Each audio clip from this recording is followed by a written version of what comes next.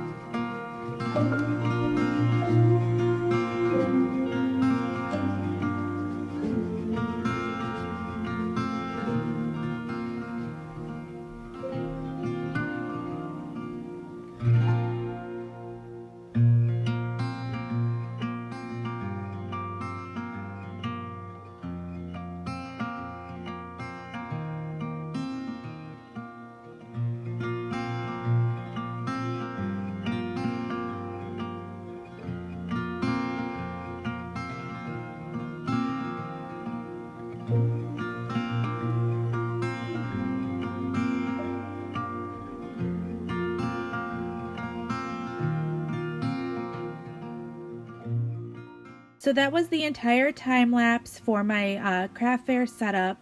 I was very pleased with the final outcome. Everything just looked very fall and fun, and I love these.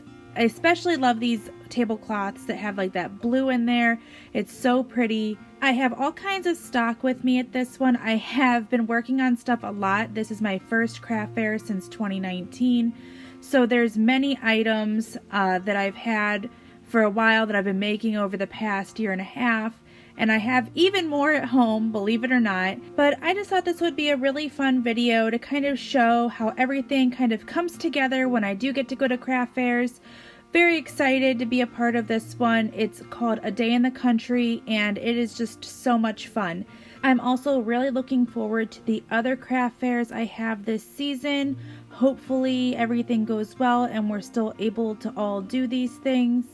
So let me know what you guys think about this in the comments below. Let me know if you do craft fairs, and if you do, kind of how your process is and how you set your items up. If you're just starting out with craft fairs, I hope this is helpful to you and maybe helps show you how you could set your booth up. So after this show is over, a lot of the leftover items I will be posting on my Etsy page, so stay tuned for that.